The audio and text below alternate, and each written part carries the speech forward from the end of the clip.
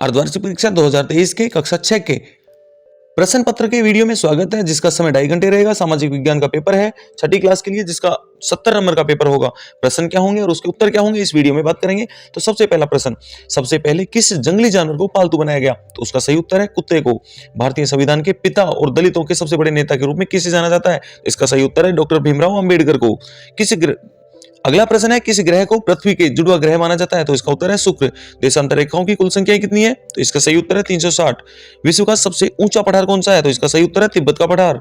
रिक्त स्थानों की पूर्ति करने संबंधी आपके साथ में प्रश्न है, राजस्थान के अफवाह तंत्र को कितने भागों में बांटा गया है? तो 3 भागों में।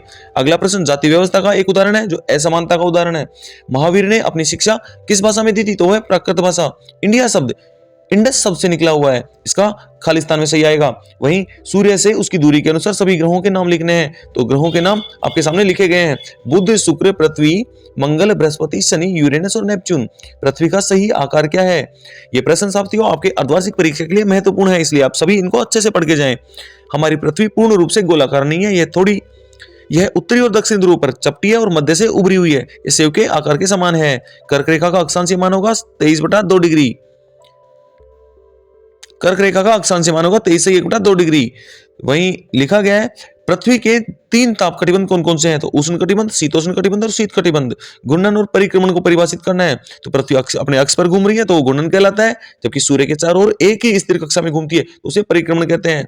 पृथ्वी को नीला ग्रह क्यों कहते हैं? तो इसका सही उत्तर होगा, पृथ्वी को एक नीला ग्रह कहा जाता है क्योंकि इसकी सतह पर 66% पानी से ढका हुआ है और जिससे बाहरी स्थान से देखने पर उसको नीला दिखाई देता है। रेडक्लिफ रेखा। अगला प्रश्न है, रेडक्लिफ रेखा किसे कहते हैं? तो अगस्त 1947 में भारत और पाकिस्तान के बीच में जो अंतरराष्ट्रीय सीमा रेखा जो खींची गई थी उसको रेडक्लिफ रेखा कहते हैं।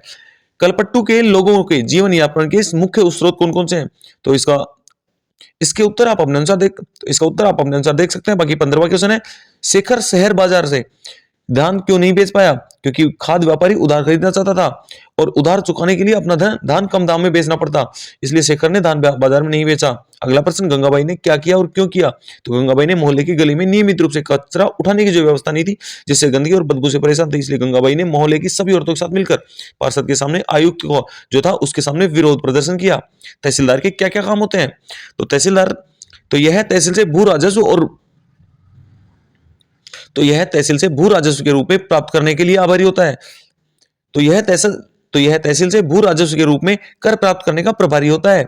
ग्राम सभा क्या करती है? ग्राम सभा जो ग्राम स्तर पर है वहां के विधायी कार्य करती है, जैसे राज्य विधायिका के राज्य स्तर पर होते हैं। अगला प्रश्न, खेती करने के लिए लोग एक स्थान पर लंबे समय तक क्यों रहते हैं? तो खेती करने के लिए लोग लंबे समय तक इसलिए रहते हैं क्योंकि भूमि को कृषि योग्य बनाने, बीज बोने, फसल की देखभाल और फसल पकने तक एक लंबे समय की जरूरत होती है, इसलिए खेती करने वाले लोग लंबे समय तक एक ही जगह रहते हैं।